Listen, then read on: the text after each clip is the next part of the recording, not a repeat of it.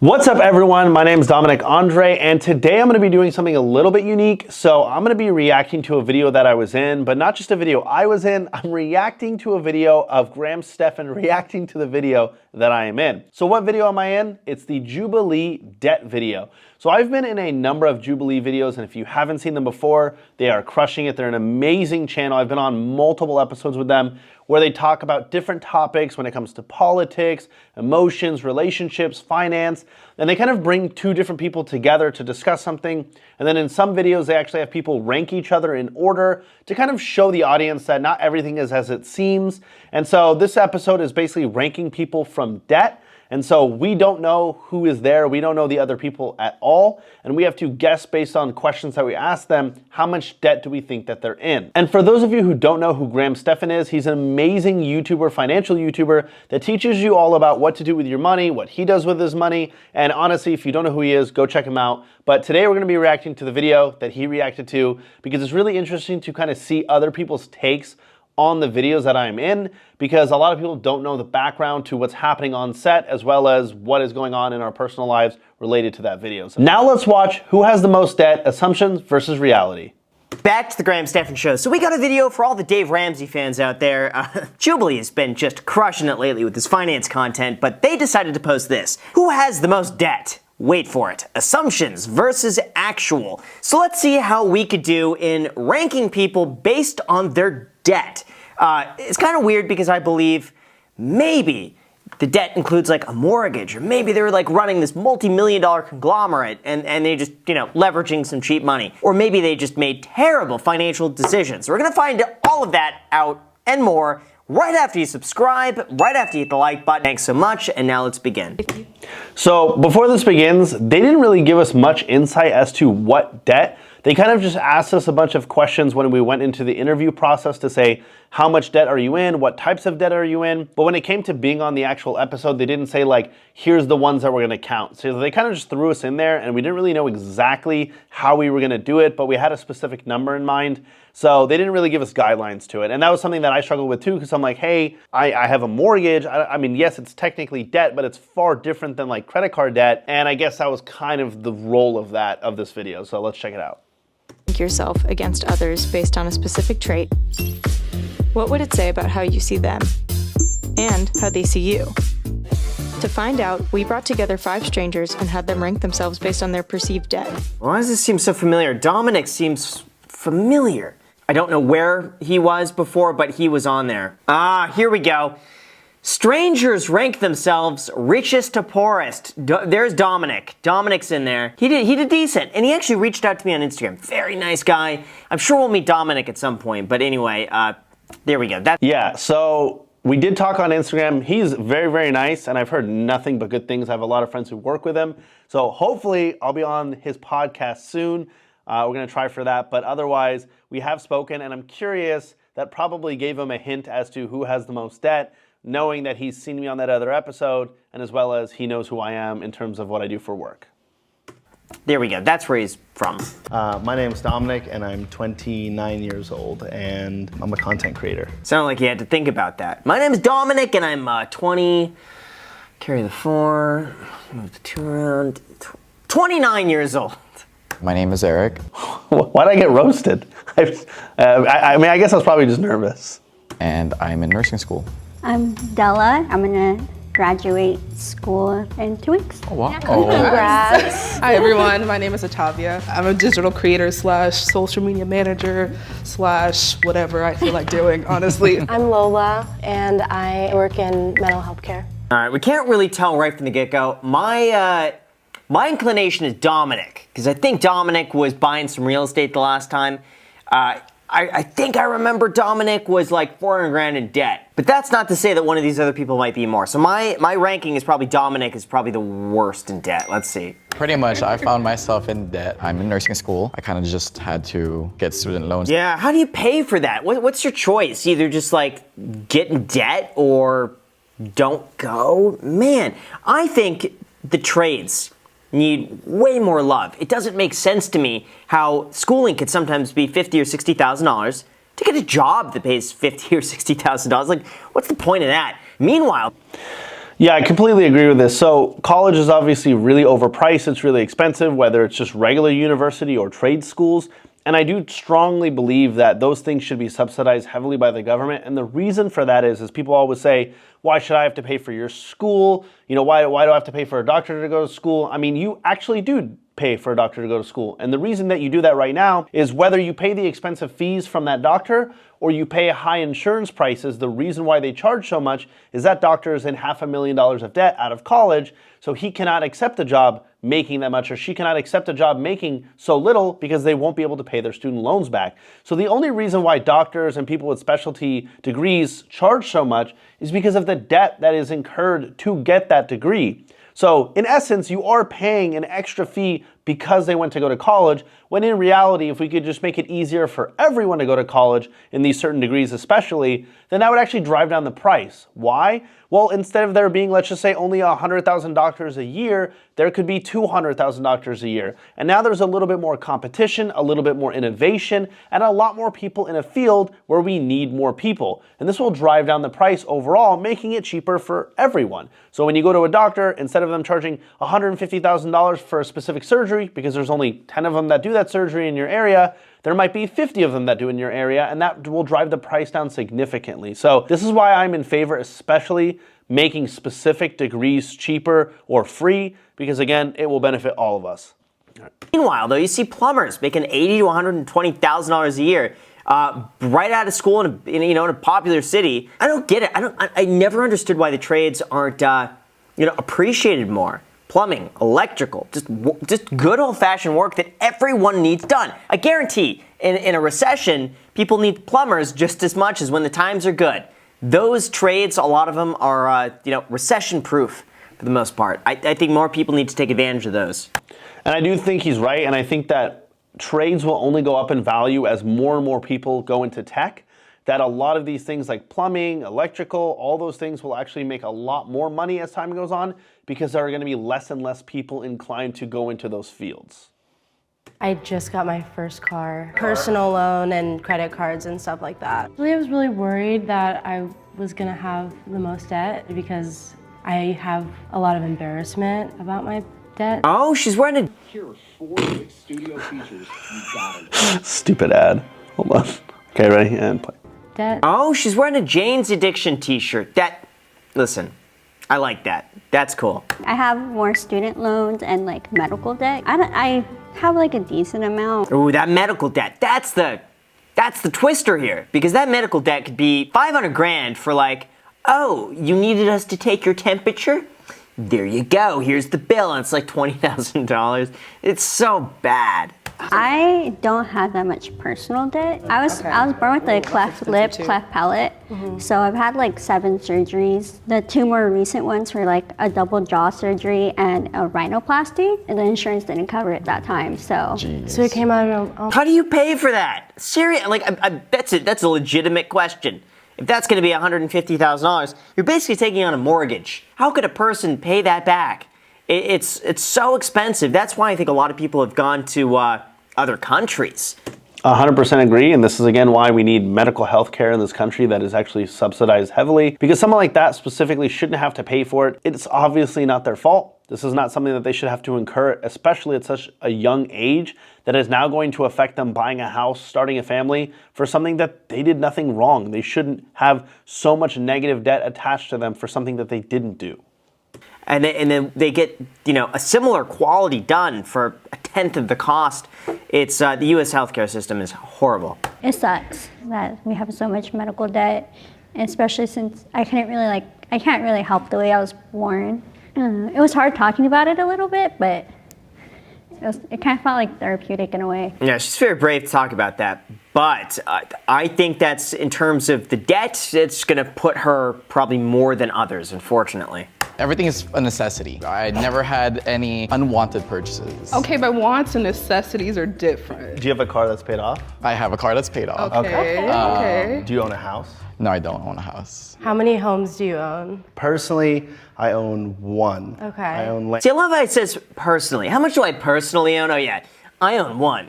But my business, 100. If you were already in a lot of debt, why did you buy a house? All right, I don't own 100 homes. I'm now at my second home, but instead of buying smaller homes or average homes, definitely the two homes that I own are both around $2 to $3 million each, which is very expensive, and they're pretty much both paid off in cash.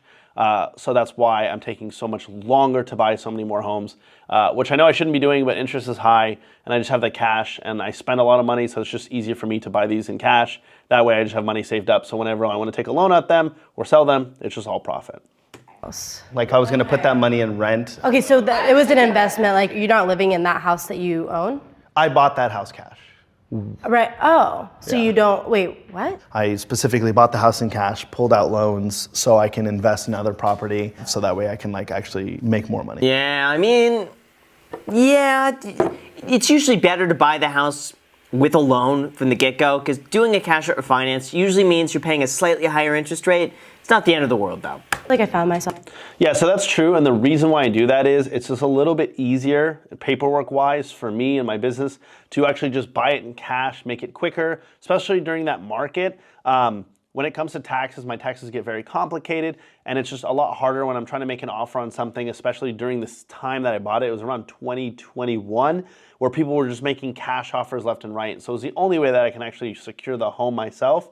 And so I was able to buy it in cash and then took $1 million loan out as soon as I could and then invested that money. I was in a lot of debt because I was not taking care of my mental health. So like I was really relying on like retail therapy. It made my mental health even worse. You know, you hear debt, you think, oh, they have like a terrible spending habit or something.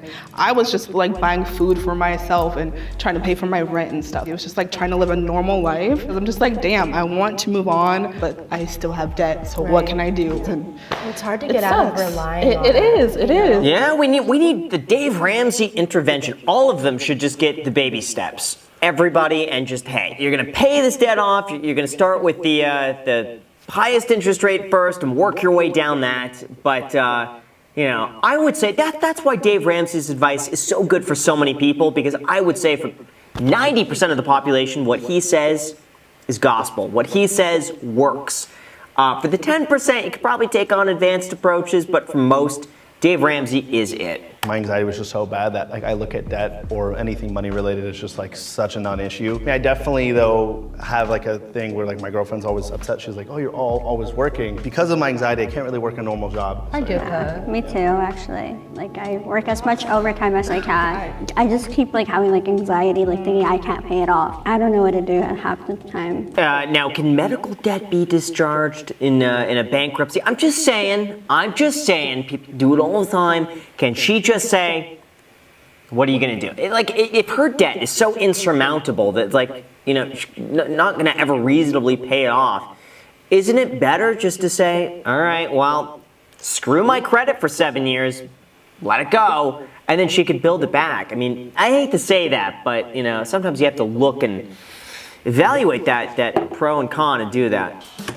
So I completely agree here. When it comes to medical debt, or frankly any type of debt, if you're hundreds and hundreds of thousands of dollars in debt, bankruptcy is probably a strong option. That's what I would do in that aspect. The way that I view it is, imagine you're in debt $300,000. Yes, bankruptcy is on your record for 7 years, but realistically, that's $300,000. And the only thing that credit's gonna affect you with is like buying a home, renting, and a car. So if for some reason you have a partner or family that can help you out during that time of rebuilding your credit, then it might be better, because it's the equivalent of someone handing you $400,000 and saying, don't buy a home or a car or anything like that for the next couple years unless you have like a cosigner and you're slowly building it back. Realistically, I would rather keep the $400,000 than give it to them. And so that's just my view. And also in a lot of states, medical debt is dischargeable in the sense that they can't actually go after you when you have nothing.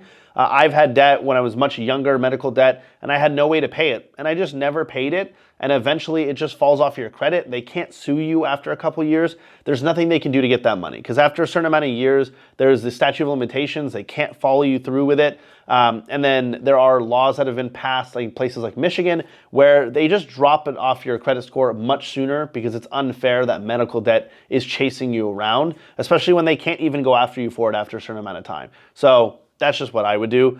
But this is a really good example. I honestly thought she was going to be $1 to $2 million in debt on this one. So let's continue. I feel like you're in a lot of debt just because medical expenses are really expensive. Actually, I'm mainly student. Okay. Yeah. That's throwing me off. But then also like house stuff is really expensive as well. So I feel like you too. I definitely think, yeah. Okay, I would agree with that. I want to say she's probably in more debt because just medical debt could be so crazy. Yeah, but here's the thing. She said that her school is more than her medical, and that did throw me off. I think you heard me say that kind of threw me off because it doesn't really make sense. I have one of the highest student loans that I've seen from someone who's not a doctor. I have almost $500,000 in student loan debt, and that's just because of the anxiety that I had. I couldn't go to specific colleges. I had to go to a local college, which was Chapman University, which was very expensive. Two cameramen behind here both go there, so they both know exactly how expensive it is. And it costed me $70,000 a year, plus I did a master's there. Then I went on to Pepperdine and did another master's there, so that added up to about $500,000 almost in debt. So at best case, it's $200,000 for someone going to a private school for 4 years, and her saying that the medical is less than the student loans, the odds are she probably didn't go to a private school spending hundreds of thousands, especially knowing that she's in that medical debt. So that threw me off, and that made me feel like I'm probably in the #1 spot. So I'm going to say she probably takes it. Where do you guys shop for groceries? Stater Bros. That's expensive. Stater Bros? Yeah. Okay. Trader Joe's. Trader Joe's? Trader Joe's is more Yeah, Trader Joe's is far more expensive. I was very confused by that. expensive than Stater Bros. No.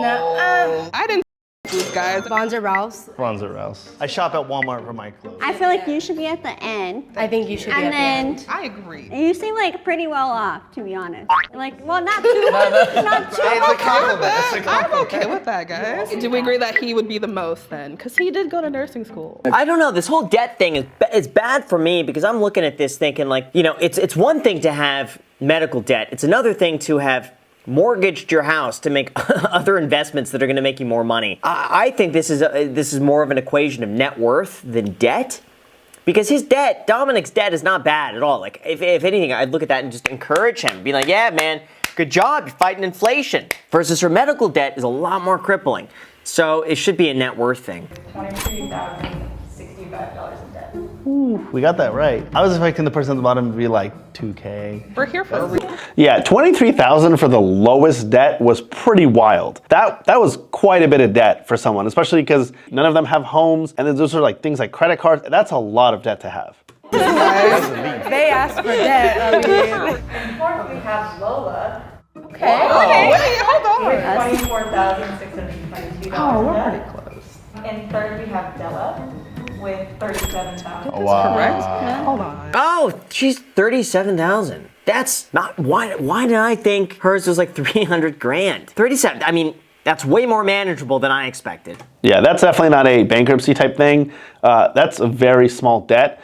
The way I view that is a lot of people always say like, oh, college, when I get out of college and certain things, you know, they'll have like $20,000, $30,000 in debt, $40,000 in debt, and they kind of get nervous, and I get it. It's very hard to live, especially now. But at the same time, so many people will come out of college, get a job, and immediately go buy a $30,000, $40,000 car. So realistically, that's just the price of a car that most people will get immediately when they don't even have money. So $37,000 in debt, although it's still unfair, it's still a lot, it's not that bad. Second, we have Eric with $42,000 in debt. Yeah. See, no one had real student loan debt. Like, most people who go to private schools at least have $75,000 in student loan debt, at least. So I was very surprised that no one was even remotely near me in terms of debt. Because when I did the net worth episode, everyone was roughly pretty close. There was like a wide spread of like 2,000, 4,000, 20,000, 80,000, 400, and 700. So we were all very close, and there was like an actual like teetering up. But with this, this was all very small debt. These were all, frankly, like very average Americans. No one really had severe debt. First, we have Dominic with $2 million in debt. Well, you know what? They pretty much all got it right. I mean, Dominic was like, of course, it makes sense for him to take on this extra debt. Imagine if I were in there for something million. I think it's 4.1 million. But you know what? But it's all on real estate. So all the debt, it's like the biggest loans, 2.4 million, $2.5 million of that is at a 2.875% interest rate. So with inflation being 8%, I've made 6% basically. Just keeping those loans, not paying them off. It's just crazy to make money, to borrow money. That's nuts. Should not be like that. But thanks, Jerome Powell. I just got chills alive by a time. Bro, I thought like you okay? 2 minutes. Better than okay. He's making a crap ton of money with that. Congratulations. He's the one that doesn't need the Dave Ramsey's. Everyone else, Dave Ramsey's, he's the one who could do this. I know they felt better about their debt after hearing mine, but there's definitely different types of debt. I pulled a loan out on my house. That's the kind of good debt that I'm not worried about. Medical debt you can run away from a lot easier. Definitely have student loan debt. You know, you can kind of consider as like a bad type of debt because it's something that's not gonna make you any money by itself. Credit card debt, I would say, is like one of the worst debt to have. The interest is just so high that it can really catch up and destroy you. Oh, Dominic, he's taking my job away. What is he doing? He's giving him sound financial advice. Listen, I'm gonna be without a channel pretty soon because Dominic's gonna just tell everyone what to do instead of me. He's doing a great job, man. Slowly getting there. We're just starting up this channel. We're trying to get to his level. I absolutely love his content. I think it's really inspiring. And it honestly inspired me to do this. As I was starting to make money in social media and transitioning to other businesses, I really wanted to catalog my entire journey and kind of show the steps that I took because honestly, there's a lot of missteps. I've lost so much money over the years that I kind of want to actually like talk about it. I mean, in my Robinhood right now, I'm down $150,000 because I was doing day trading and options trading, derivatives. So there's a lot of missteps that I make along the way. And I think it's really important to catalog that stuff. I thought it was really interesting. And it's been my journey on social media the whole time of like, I'm not an expert on this particular topic. I'm just a person that's really interested. And here's my journey doing said thing. I don't think debt really surprises me anymore. Like knowing that a lot of millionaires and millionaires use debt to their advantage, and yet still lower class people are made to feel like it's a bad thing. It is, because they're two entirely different things. You know, good debt makes you money. Bad debt costs you money. I mean, the line is very clear between them. If the debt is not making you more money, get rid of it, it's bad. Unless it's an interest rate below like 3.5%, 4%, in which case keep it, because your money is better spent probably investing or doing anything else. And unfortunately, unless you have the discretionary income to go and invest and take these risks, for the most part, it's probably better to be debt-free, unless you're making a lot of money, or unless you have the capital to go and invest. Which is what I did. So basically I took the loan out on my house, bought a property, remodeled it, built an entire Airbnb in the mountains. It's like a 7,000 square foot home. And that's exactly what I did with my money. But during that time of building, I was able to take the $1 million out of the bank, out of the house, and I actually put it into a what's called a money market account, earning me roughly 5% interest while they were giving me 4.75% interest on the loan itself. So realistically, I was actually earning money by taking the loan and just shifting it to another bank account rather than sitting in the house. So it was just like a win-win. I was just getting paid to pull a loan on my house while I was building another home. So that was one of the steps I took that actually made me money, not lost me money, which again, I've made a ton of mistakes losing money. Smart. Like, know if you can pay it off. But if you have a vision and if you have a plan to succeed, taking that is okay. Get credit cards. No, I'm kidding. Do not do that. Don't get a credit card. Like, just don't. Oh, see, it's like that. Now they're giving the bad advice. Go and get a credit card, guys. Just don't be bad. Just don't be bad with it. You know what? That should be a thing on a credit card. Just don't be bad. Do you need it? I would love it. So this is a really good point. Should you get a credit card? Should you not? If you want to check out my other video, I actually talk about it, which is what makes up a credit score, what is a credit score, and along the way, you'll actually understand why credit cards can be used and utilized for important things and can help your credit. But at the same time, I do understand. Graham's right? Everyone should use a credit card. There's safety reasons for it. You can get points. But at the same time, kind of look at it like an addict. You know what I mean? Like, that's the equivalent of if alcohol, having one beer was okay and good for you, to tell an addict, like, hey, you know, just have one beer. Some people can't. I know myself, I spend a lot. I'm spending $30,000, $50,000 a month on Amazon alone, and I struggle not to do that because anytime I want something or I want to buy something for someone, I just do it. And I struggle to say, hey, long term, I could be way richer, I could be way more successful, way more stable. But I just struggle with that. So I can't imagine like I was when I didn't have a lot of money, but I can't imagine those who have that addiction, who have depression and things like that, and use spending as a way to cope, to still be able to open up a credit card and not use it. It's really difficult. So I do understand it, but at the same time, hopefully for those of you who can control yourself, opening up a credit card has a lot of value, and I'm sure there's a ton of videos he's done on this, and I'll be making some videos in the future about it. But yeah, just be safe and limit yourself. Credit card like that, like, do you need to spend money on this? It's written on the card, so every time you see it, you pull it out. Do you need this? Do you have to buy it? If so, put me back. Put me back, don't spend the money. Pay it off in full, build your credit score, do that consistently.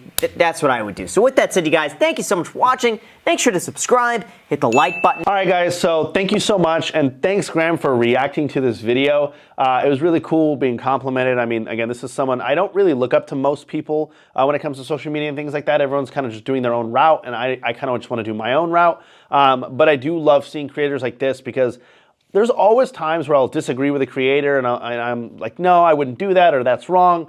And he's one of those creators where I watch and I'm like, no, I mean, everything he says is actually pretty accurate and there's very little I disagree with, if any. So I do love watching his videos from time to time. I don't watch too many of them because, again, I don't like ripping someone's style off. I don't like just taking directly from them. So I try and avoid watching other creators. So I kind of stem from YouTube completely.